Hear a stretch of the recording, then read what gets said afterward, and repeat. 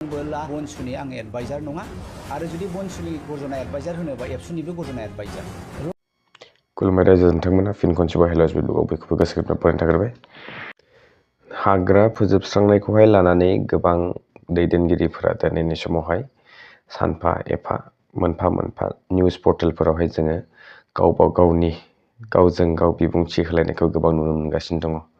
नैबेनिनो दिनै मोनसे गर्जन मुसाहारि सार बिथाङा अमिय नार्जारि होननाय सासे सुबुं UPPL दिल्लीनिफ्राय जानांगौ बिथांखौ गर्जन मुसाहारि सारा बुंनाय बायदिब्ला बिथाङा सासे कंग्रेसनिफ्राय जोगारजानाय बा बोख्लायजानाय सासे सुबुं जायनाखि दाख्लै साननैसो सिगां बनसु आफादखौबो लानानै बिथाङा फंनैसो बाथ्रा बुंदोंमोन आरो बिथाङा गर्जन मुसाहारि सारखौहाय बनसुनि एडभाइजार होननानै बुंदोंमोन। नैबेनि फिनजाथायखौ जोंहा गर्जन मुसाहारि सारा जोबोद गोख्रोङै होदों। आङो गोबां बुंनो गोनां दं होननानै सानाखै। नैबेनि फिननाय आरो बर्थमाननि सोलिबाय थानाय सरखारनि फारसे परिबर्तननि मुङावहाय सोर माबायदि परिबर्तन लाबोदों बा माबायदि रायजो राजाफोरखौ थगायनानै दिनैनि समावहाय माबायदि सुक्ति खालामनानै लाबोदों आरो रन्जन दैमारि सारखौहाय जेलाव दोनबाय थानायनि गुबै जाहोना मा नैबेफोरखौबो बिथाङा फोरमायना होदों। नोंथांमोना बिथांनि बुंनाय क्लिप्सखौ नायलांजोबोबा भिडिअखौ जोबजासिम नायोब्ला गासिबो खोथाखौ मिथिजोबनो हागोन। बोला बनसुनि आं एडभाइजार नङा आरो जुदि बनसुनि गजना एडभाइजार होनोबा एबसुनिबो गजना एडभाइजार। रन्जन दैमारिखौ गोसो जानानै जेलाव दोनदों। बर' लिडारफोरनि गोजौआव बिथाङा थांगोन बेखौनो गिनानै UPPL नङा बर'निफ्राय सिगांनि आगुनि नेताफ्राबो रन्जन दैमारिखौ गोसो जानानै बख'वाखै। अमियआ कंग्रेसनिफ्राय होखारजानाय सासे गथ'। दा बिथाङा गावनि आखलनि थाखायनो होखारजादों। ओमफ्राय दा गर्जननि माबा मोनसे बिथाङा एगेन्स्ट लाबाय थादों। गले गले बिथाङा बुंदों आं गोबां बुंनो सानाखै, बे देरफुबाय थानाय गथ', टेलेन्ट गोनां गथ', खिन्थु आखल आखुखौ दायाखै बे गथ'आ। अमियआ माखासे डिसिप्लिनारि एक्टिभिटि, माखासे मरेल आरो एथिक्सखौ बे बिल्ड आप खालामनांगोन। बेहा टेलेन्ट दङ, भबिष्यताव लिडार जानो हागोन, खिन्थु आखलखौ जुदि बे सोलोङाबा, बबे समाव मा बुंनांगौ बबे समाव मा बुंनाङा बेखौ जुदि बे सोलोंनानै लायाबा बिनि लिडार जागोननि सिमाङा एखे निराखार आरो गोजान। दा आं बुंनो नागिरनाय बेनो बनसुनि आं एडभाइजार नङा आरो जुदि बनसुनि गजना एडभाइजार होनोबा एबसुनिबो गजना एडभाइजार। परिबर्तन माने गुस्लायनाय नङा होमबा, सोलायनाय। प्रमदनाव परिबर्तननि डिजाइनानो गैया, बिथांनि आन्दलननि डिजाइनाबो गैयामोन। बोरैबा थाखि थुखि डिस्ट्रिक्टनि दैदेनगिरिफ्रासो बिथांमोनखौहाय मदद होनानै लाबोखानाय। बिथाङा दिनै गोदाव सोराव BTR एकर्डआव, बर'नि थामथि एकर्डआव जे फाइनाल एन्ड कमप्रिहेन्सिभ, बिनिफ्रायनो फोरमान होनो हायो जे बिथांनाव आन्दलननि जे बड'लेण्ड मोननायनि डिजाइन बेनो गैखायामोन। आरो बे परिबर्तननियाथ' ओरैनो इलेक्सनाव मोनसे नङा मोनसे बयबो एजेन्डा लायो। दा बे परिबर्तननि जेबो नुथायखौ जों नुनो मोनाखै। हाग्रामा बिथाङा जे मावदों बेनिख्रुइ बिथाङा दिनैसिम साबसिन मावनो हायाखै। नंगौ बिथांमोना टाइम जायाखै, जोङो दाबो बोसोरथामल' बारदों, बाहाय जों हाग्रामाजों बोरै कम्पेयार खालामनो हानो। नाथाय मोनसे बाथ्राया बेबो जे मुला जागोन बिफांखौ बिलाइ गांनैयाव मिथिखायो होननाय बायदि दिनै रायजो राजाया एखेबारे असान्थि मोनफ्रोमबो एंगोलावहाय। UPPLनि BCDC लेभेलनिफ्रायनो दिनै रायजो राजाफ्रा गावसिनि मानसिफ्रानो असान्थि आरो सेंग्राफ्रा खोब डिसकारेज आरो UPPL नागार कंग्रेसआव जयेन जागासिनो दङ, सोरनावबा जयेन जागासिनो दं। बेखौ नायोबा बनि परिबर्तन, बे परिबर्तना मिनिंलेस। रन्जन दैमारिखौ गोसो जानानै जेलाव दोनदों, बे एकर्डजोंनो बख'नो हायो, UPPLआ बख'नो हायो। रन्जन दैमारिखौ बख'नो हायैनि जेबो माबा गैया, खारन गैया। बिथांमोनहा बिथांखौ गिदों। जुदि बिखौ बख'योब्ला बर' रायजो राजाफ्रा UPPLखौ नागारगोन, UPPLनि नेतृत्वखौ नागारगोन, एबसुनि नेतृत्वखौ नागारगोन आरो माखासे बर' लिडारफोरनि गोजौआव बिथाङा थांगोन। बेखौनो गिनानै UPPL नङा बर'निफ्राय सिगांनि आगुनि नेताफ्राबो रन्जन दैमारिखौ गोसो जानानै बख'वाखै। खोब दुखुनांथाव, फेरेंगा बिथाङा दाखालि माबायाव पर्बतझरायाव थांनानै माबा पर्बतझरानि साहा बागान मा बागानखौ एवजोबगोन जाहैदों। बे नोङो लासिं सिं लाजि गैया, खुरिया गावनि मानसिफ्रानो दंफां खावदोंनो, पाब्लिकआनो हमबाय, पाब्लिकआनो बुंबाय। दा बेखौ सिगांनिफ्राय मोनथिबाय थाखादों। दा गावनि मानसिखौ बियो दंफां दाननायनिफ्राय होबथानो हायाखै, गावनि गभर्नमेन्टआव दंफां दाननायनिफ्राय होबथानो हायाखै। बियो चिराङावनो बे पर्बतझराखौ बेलाय मा फाजादों? पर्बतझरानि काहानिखौ बे मिथिया दाबो।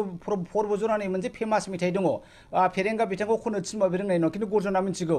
पर्बतझरा जाहाराव दंफां दाननो थांबोला साल जरा माखु जरा लाबो लाबो आदा लारु बान्दारु गर्जना मोनथिगौ पर्बजरानि जाहारखौ बोरै फोथांफिननांगौ पर्बजरानि रायजो राजाखौ बोरै फोथांनांगौ फेरेंगा बिथाङा गर्जनाव सोंथों आरो बिथाङा गावनि खामानिखौ चिरांनि हाग्राखौ बिथाङा रैखाथि होगोन नोंथांमोना क्लिप्सखौ नुनो हाबाय स' बिथाङा जोबोद स्पष्टयै गासिबो खोथाखौहाय रन्जन सारखौ मानि जाहोननि थाखाय बिथांमोना सुक्तिनि दारा दासिमबो बख'नो हाथावथाव जुदि दङमोनब्ला माने बख'दिया बे जोबोद साननो गोनां मानगोनां रन्जन दैमारि सारखौहाय बिथांमोना नंगौ जों बयबो मिथिगौ मानगोनां प्रमद बर' बिथाङा मा बुंनायमोन जेब्ला इयार सुक्ति दिनखालि बिथाङा माखासे मेल मिथिङाव बुंनायखौ जों खोनानो मोन्दों बिथाङा बुंदोंमोन जे दिनैनि समाव रन्जन दैमारि साराबो उदां अख्राङाव जोंनि नैबे सुक्तिनि दारा फैबाय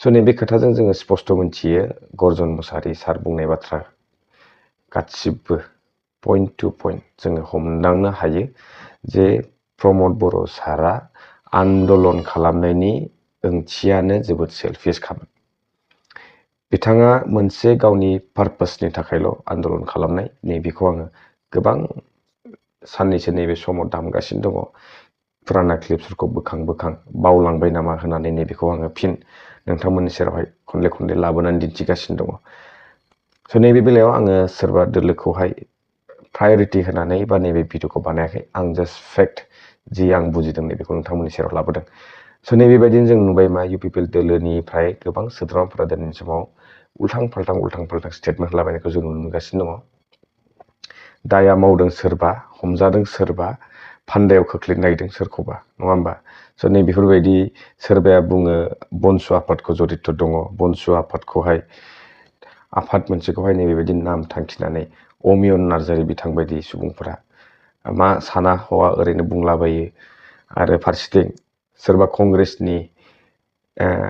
कंग्रेस पार्टिनि बिथोन बायदि बनसुआ सोलियो सोरबाया बुङो BPF नि लाव सेवनाय ना मा होनखाथाय जोंहा मानगोनां EM रन्जित सारा गोबाङानो नुबाय जानांगौ निउसफोरावहाय होलागासिनो दङ स' नै बेफोरबायदि स्टेटमेन्टखौहाय जोङो माबोरै फोथायनो सोरबाया बुङो कंग्रेस सोरबाया बुङो BPF स' बयबो गाव गावनि स्टेटमेन्टखौहाय ओरैनो सा साज्रां बुंलाबायबाय थानायखौ जों खोनानो मोनगासिनो दङ दा जियानो हक नोंथांमोना नैबे गर्जन मुसाहारि सार बुंनाय गासिबो बाथ्राफोरखौहाय पइन्ट टु पइन्ट एनालाइज खालामनानै नायोब्ला थारैनो बुजिगोन स्पेसियेलि आङो रन्जन दैमारि सारनि बाथ्राखौ बुंदों रन्जन दैमारि सारखौ थारैनो जुदि जेलनिफ्राय दिहुननानै दिनै उदां अख्राङाव लाबोयोब्ला गोबां दैदेनगिरिफोरानो दिनै जि स्टेटास दङ बिथांमोना गोमाजोबगोन जि पावार बिथांमोना दिनै समावहाय रायजो राजानि सायाव दिन्थिगासिनो दङ जिबायदि थासारि बिथांमोना दिनैनि समाव रायजो राजानि गेजेराव लाबोदों नैबेफोर गैयि जागोन बेनिखायनो बिथांमोना गियो गाव गावनि गादिखौ गोमाजानो थाखाय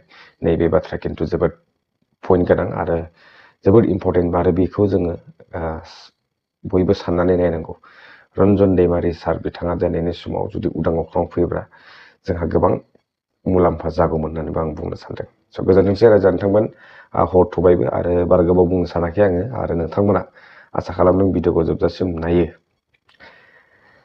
स' दिनैनि भिडिअ नैबेसेयावनो आं फोजोबबाय हर थबायबो आरो फिन खनसे लोगो मोनसिगोन नेक्स्ट टाइम टिल देन स्टे टिउन बाय